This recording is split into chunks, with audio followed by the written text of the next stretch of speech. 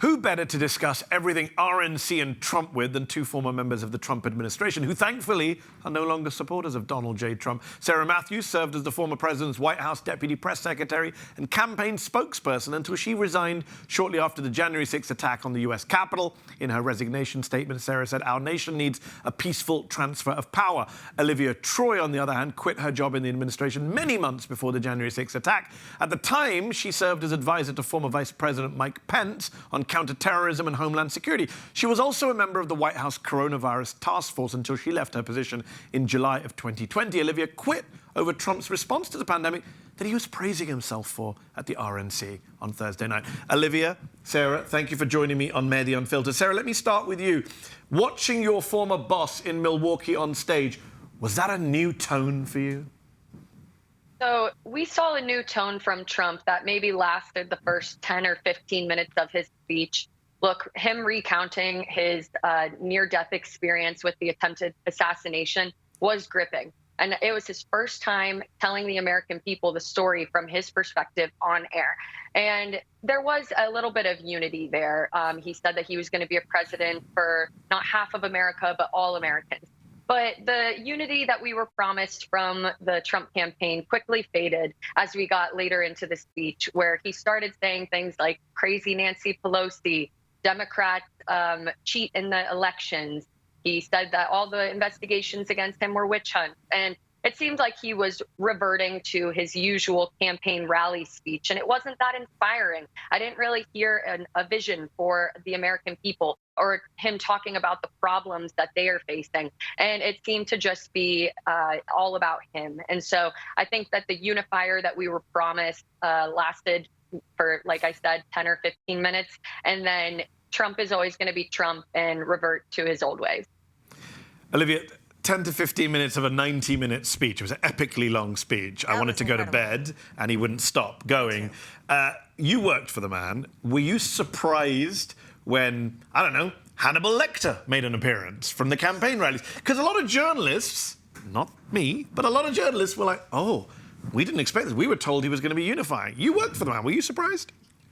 No, not at all. I mean, actually, I was actually disappointed that he didn't bring in the sharks into the conversation. Yes, we missed because I was really looking forward to that. I mean, he would have been better off singing Baby Shark, and that would have unified the country more behind it, of being sick of getting the song stuck in our heads. But no, it was exactly what I expected. I think the entire week was a manufactured performance for him. Yes, do I think that it was a traumatic event? Yeah, that would be for anyone. But, you know, he goes completely off the rails, and then it was just one lie after another. And I'll say this, there was a portion of the speech that made me wince. And that was when he referred to COVID as the China virus. Yep. And that point in particular, Mehdi, really bothered me because I had flashbacks to sitting in the White House, my conversations with former Vice President Mike Pence about saying, please don't use that term. Because when you use that term, you're increasing bias and hate crimes against Asian Americans. Yeah. Trump was told the same thing. I'm sure Sarah's aware of this on staff. So hearing that, I was like, really? This is unity? This is unity after you have actually had an assassination attempt. And this is what you're pushing out to the American public? Something that's going to radicalize people again, bringing that back into the conversation? That, to me, just was a wrap for me. I mean, that was it. Summarizes Trump in a nutshell. Yeah. Sarah, as someone who has warned against the authoritarian threat from Donald Trump, I don't know about you, but I was wincing, to use Olivia's phrase, when I watched a crowd full of people shout, fight, fight, fight, with fists raised, some of them holding mass deportation signs. It doesn't scream to me as president of all the country. It tells me that actually those of us who are worried about an authoritarian presidency come 2025 have a lot to be worried about.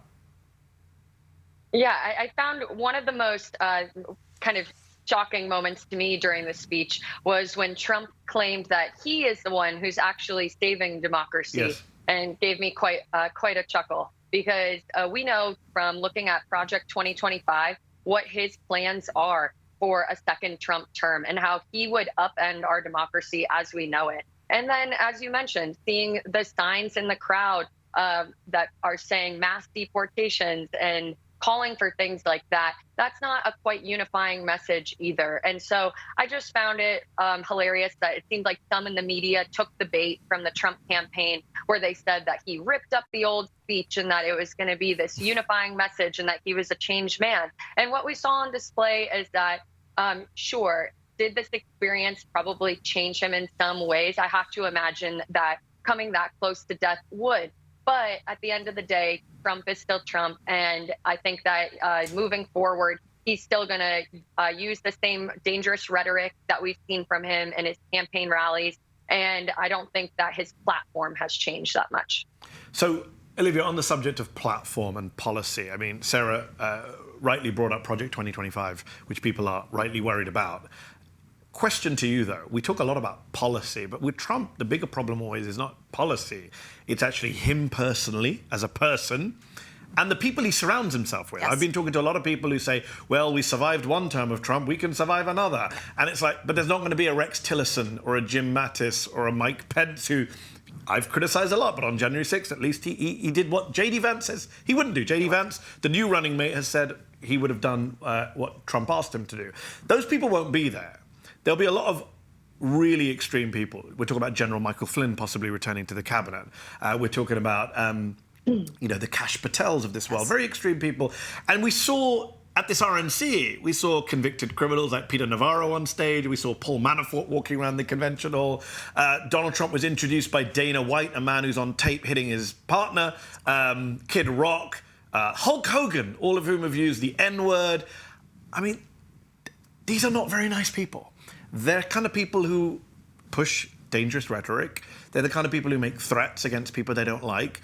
What has that been like for you as someone who turned against Trump? When you see people say, well, it'll be fine, we'll survive 4 more years.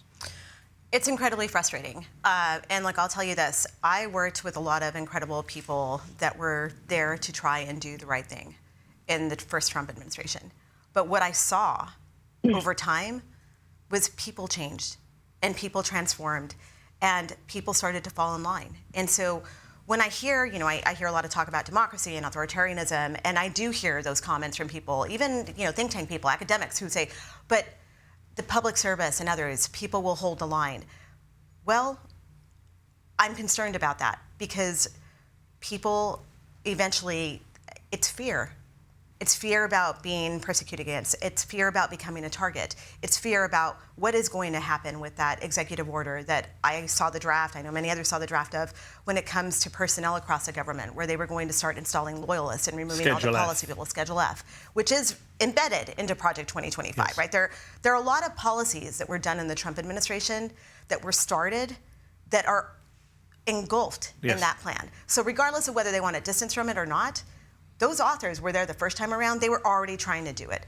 What they did was they learned the lessons from the first time around, and now they know how to more effectively do it and remove the roadblocks and the people out of the way. So that's my concern in terms of that space, because the authors of that plan are former members of Trump's cabinet. They're senior officials. They're people that were in those policy meetings. They're the people that have the pen when it comes to what they're actually going to do to this country. And one thing that really, I got to say, makes me irate is watching people like the Heritage Foundation and say, oh, the left, oh, the libs, all of that. No. It's moderate conservatives like myself, moderate, rational conservatives like Sarah and others. We all have a problem with this plan. Yeah. We know what this is. Very good point. And Sarah, Olivia mentioned people falling into line. And that makes me think of a certain running mate of Donald J. Trump, a man who once called Trump America's Hitler, called him an idiot, called him reprehensible. J.D. Vance on stage this week, being applauded, being praised by Donald Trump on Thursday night. He's now loyal, 100% MAGA. He is the vice president. People are talking about him as the heir apparent. What do you make of J.D. Vance? Should we be worried about him because he is now a dangerous MAGA ideologue who says, I would have overturned the election? Or is it, he's just an opportunist. He doesn't believe this stuff. Look, I am an Ohioan, so I know J.D. Vance well. And I believe that Trump picked him because he wanted someone who would be an attack dog for him and who wouldn't push back on him, who would not be a Mike Pence. He obviously, Mike Pence was loyal up until he wasn't, until the very end when Trump asked him to go against the Constitution and try to overturn the election. and Mike Pence wouldn't go along with it. But we've heard that J.D. Vance says he wouldn't have done what Mike Pence did on January 6th. And so I think that, sure, J.D. Vance is an opportunist. We've heard all of his comments during the 2016 election cycle and how he probably really feels about Trump deep down. And I think that being an opportunist is almost more alarming because he's willing to say or do anything. Look, he's a first-term senator, and now he's a vice presidential nominee pick. And so he's going to be willing to do anything to cling to power. And I think that it's very dangerous to see because he is a very smart man. And so I think he's played the game well to be in the position that he's in now. Oh, he has. He's not even yet 40 years old. Olivia, let's talk about Mike Pence briefly, because you and I had many discussions when I was at MSNBC, and I was very critical of Mike Pence. I remain very critical of Mike Pence. But he did two things, which I will give him props for. One is on January 6th, he didn't do what Trump asked him to do, at the risk to his own family. Yes. And then he hasn't endorsed Donald Trump for re-election. His own vice president, unprecedented in American political modern history, for the vice president to say, well, I'm not going to endorse the guy. Okay, he said some BS, it's about his abortion position, whatever. We all know why he didn't endorse him again. And yet you have J.D. Vance now in position. I've got to ask you about them. As someone who worked for Mike Pence, you talk about going irate. I'm going mad watching the media coverage of J.D. Vance from the New York Times and all the cable. Shouldn't every story about J.D. Vance begin with, well, he has to have a new running mate because the last guy almost got killed and refused to run with him again? Isn't that the core story here that we're missing? That's the story, that this is unprecedented, that the fact that he had to go get somebody else because his own supporters tried to kill what would have been his running mate, right? Because he wouldn't go along with the coup. He wouldn't go along with the plot that everyone wanted him to do. But to your point, and to Sarah's point, my biggest concern about J.D. Vance is that he is the future of the Republican Party. And so, the story here is that for people like me and others who have been wanting to right the course of the party, because I think it's better for the country to have two functioning parties instead of whatever circus we have going on right over here on the right, I'll say that this is worrisome to me because this pretty much puts like the nail in the coffin that this is the party of Trumpism, that this movement is here for a longer term, and we are going to have to figure out how to navigate it. And so I worry about J.D. Vance. He will be a loyalist till the very end. So I think we need to be vigilant about what's happening in this upcoming election, because I guarantee you that he will go to the end of the earth to make sure that they push whatever agenda it is they want in terms of it. Just on a side note, I've been waiting for Democrats to say, if the vice president has the power to overturn the election, are you all okay with Kamala Harris deciding who wins on January 6th, 2025? No one ever points out that the current vice president is not a Republican, so be careful what you wish for. On that note, Olivia, very quickly, before we run out of time, I've got to ask, you've been spending some time with the vice president, I believe, in Michigan. You've done events with her. Do you believe she's ready to step up, take over from Joe Biden, and lead the Democrats to victory over Donald Trump from behind in the polls, which is where they are right now? We did an event in Michigan, and it was an event to do outreach to conservative and Republican women. I will tell you that it was a very powerful event, and the feedback that I've gotten was that it was very well received. I've heard from Republican women who thought it was very well done. They felt like they were being welcomed into the fold when it comes to women's rights. I do believe that conservative women, at the end of the day, women are going to stick by women. We're going to stand by each other, and we're going to get through this together. And what I saw was someone that really connected with the crowd, connects with people. She's very strong on policy. She's very eloquent. And so do I think she can beat Trump? Yes, absolutely. When you have him up there talking about swinging around with sharks and windmills and Hannibal, we did get the Hannibal, I think. We did get Hannibal Lecter, yes. When you have him talking about that, and she's actually talking about real policy that affects Americans on an everyday basis, I think that is where you'll see her truly shine. But right now, it is a Biden-Harris ticket. So that is where we are right now, and that's where I am on it. It's moving fast. By the time this airs, maybe it's not a Biden-Harris ticket. Sarah, do you think Joe Biden can beat Donald Trump, your former boss? Well, if you look at the polling, it does not look like at this point in the race that Joe Biden can defeat Donald Trump. And I'm worried that he's not going to be able to be out there on the campaign trail and prosecute the case against Trump. Look, obviously his team is saying that he had a bad night at the debate, but doing a couple of TV interviews isn't going to clean that mess up, because the issue that voters have with him is his age, is his ability to serve another 4 years. And you can't defeat Father Time. And so I don't see a strategy in which that they can overturn the outcome that the polls are showing right now. And right now it looks like that Trump would beat Biden in a landslide. And so for someone who truly believes that democracy is on the line in this election, I really hope that Biden is taking the weekend to think about his place in history. Because right now it's looking like he's going to be a one-term president. And so he can be a one-term president who decides to go out with honor, or he can be a one-term president who risks the very democracy that he swore to protect. I'm not saying that he can't win. Yeah. I've even publicly stated that I will vote for Joe Biden in the next in 2024. But the thing is, I'm a Republican, and I'm talking to a lot of other fellow Republicans who are on the fence, and they're worried about his age. And so I just think that when you see someone like Trump who projects strength, and it appears like Joe Biden is projecting weakness, that maybe there needs to be a change in the ticket. And I think that Kamala Harris, who is getting dismissed by some in the Democratic Party, actually would be a formidable opponent against Trump. And I think the idea of a contested election, also not the worst idea ever either. Imagine the media coverage that would garner. It would suck all the oxygen out of the room compared to competing against Trump, who typically is the person to do that. And so I think that it actually could benefit Democrats in that way. And voters are just so desperate for anyone other than the two options that they are currently being presented with, that another opponent would, I think, actually have a fighting chance against Trump. And I think you said contested election. I'm sure you meant contested convention. But yes, I don't think you want a contested election. We all want to avoid that.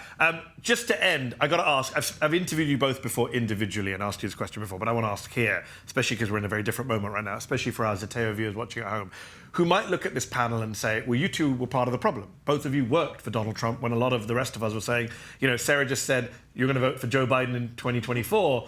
A lot of people at home are saying, well, we voted against Trump in 2016 and 2020. How did you guys get it so wrong? What regrets do you have? Just briefly, Sarah and then Olivia. I think that no matter who you work for, you're never going to agree with them 100% of the time. And I knew that full well that I never went to go work for Donald Trump because I believed in the man. I was there for the institution to serve the American people, and because I believed in the policy, majority of the policies, I should clarify, that we carried out. But I never fully supported him and his character and his rhetoric. And so, sure, I have being a spokesperson for him in particular, I have regrets about the things that I defended, because when you're a spokesperson for a politician, it's their name on the door. And so that is your job, to defend everything they say or do. And so looking back on some of the things that I defended, I'm not necessarily proud of. But I think that when the time came after he refused to accept the election results and disrupted the peaceful transfer of power on January 6th, I broke with him, and since then have been an outspoken critic and have been trying to do everything I can moving forward to ensure that Donald Trump never steps foot in the Oval Office again. Yes, you have. Olivia, last word. Yeah, look, I mean, I have said this publicly, and I'll say it again. I don't know that you can go into the Trump administration, and especially, you know, I started at DHS. I lived the travel ban firsthand. I had to work on the travel ban. I worked on a lot of really complicated executive orders. And then I went to the Trump White House, right? And I worked for Mike Pence. I don't think that you can be in that situation and not be complicit in some way. You're going to pick your battles. You're going to figure out how to navigate it. I have to tell you that towards the end, when I, by that point, had seen so many things that I found just very hard to palate and swallow and get through, I did have conversations with myself and said, okay, I just want to quit today. Today is the day that I'm done. And then, but when I saw people around me leave, there were loyalists, complete loyalists that would come in and backfill him, and it was making things that much harder. And it was a constant conversation with myself. Am I helping? Am I helping to push back on this, or am I enabling? And that was a conversation probably that I had every single day, Mehdi, honestly. Like, yeah. And it's hard to have that moral kind of conversation with yourself. And so I think, you know, I'm in the camp like of doing everything I can to right the wrongs in the past. You know, it's unprecedented probably as well to have someone go from Vice President Mike Pence's staff to going and being on stage with Vice President Kamala Harris, who's a completely And I know you get a lot of hate for it. I do. And I get it from the left. I think we get it from the left and we get it from the right. very much getting it from the right. And I will tell you, just to be very candid with you, in the past couple days, I have gotten some really ugly, misogynistic, racist messages that are on a different level. And so that should tell you about the dynamics in this country. Yeah. And, what it's like to be someone coming from Mike Pence's staff to be on stage with Vice President Kamala Harris, who I have tremendous respect for as well, and in the aftermath of what happened. We'll have to leave it there. Olivia Troye, Sarah Mathews, do stay safe, and thank you for speaking out. Thank you both for coming on Mehdi Unfiltered today.